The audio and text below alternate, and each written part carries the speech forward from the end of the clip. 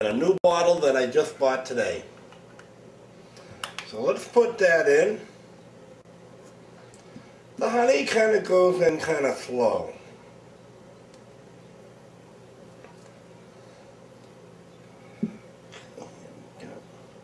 Now this is a secret ingredient. One of them. Don't tell your friends. Let them try the sauce yourself when you make it at home. Okay, now you put in your own special, amount you want. Yeah, that's enough honey for now. Now we're going to put in my second secret recipe ingredient, brown sugar. Now I happen to have some light brown sugar from the last batch, but this time, to break it up a little bit, I decided to get dark brown sugar for a change. So we're going to put some of that in. Use your own discretion. My thinking is, too much ain't going to hurt of anything, as long as you have a little bit of it later.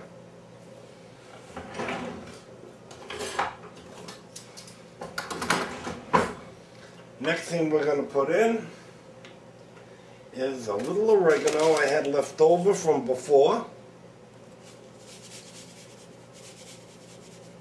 A little bit. Now this is the dried stuff. Oh, that's basil, I'm sorry. That's some basil I had left over I got from someplace else. Now the new thing I'm going to be trying today, besides the fresh basil, which we're going to slice in a minute, is this basil here. Freeze dried. It looked pretty good. I like it. We're going to put about half a bottle in because, you know what I say? You can't have too much basil, because that's the secret in my secret basil sauce. I've got some tomato paste, which is very important to keep it thick, because you don't want a thin sauce. Some people like it, maybe the Greek people like thin sauce, I don't. I like the thick sauce. And because you're not putting any meat in, don't worry about having it, too beefy, because you're going to put your meat in later on anyways. Okay, let's put this away. Now, I'm going to put in some sauce. Now, I just happen to have this sauce here, Baroli. Usually I get the green peppers, but the supermarket didn't have any.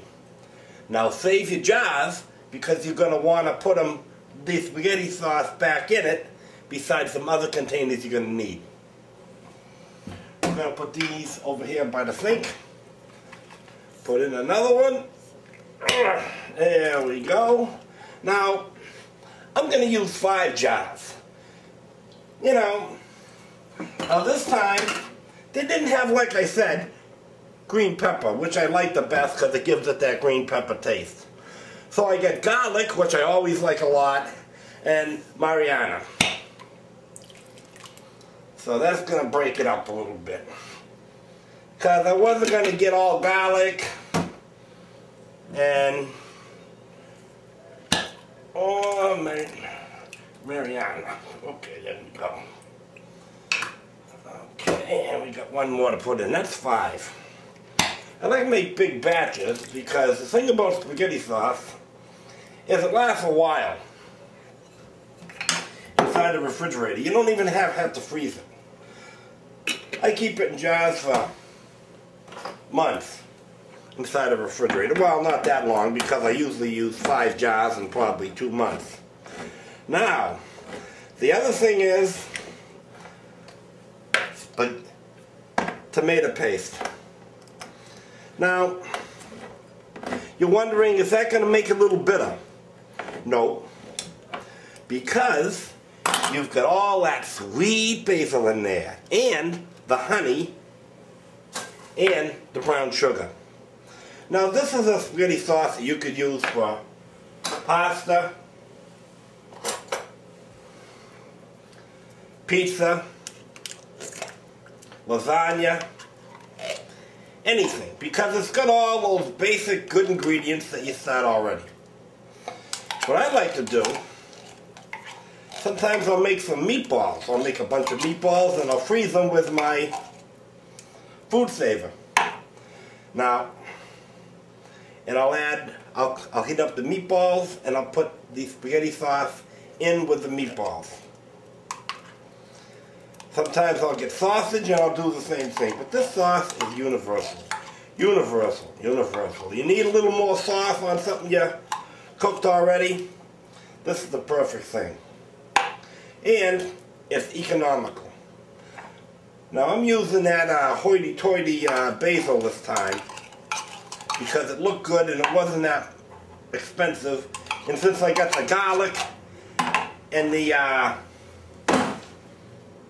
sauce, basic sauce instead, I said, well, let me live it up and get this. Now here's the other secret ingredient. Big secret ingredient.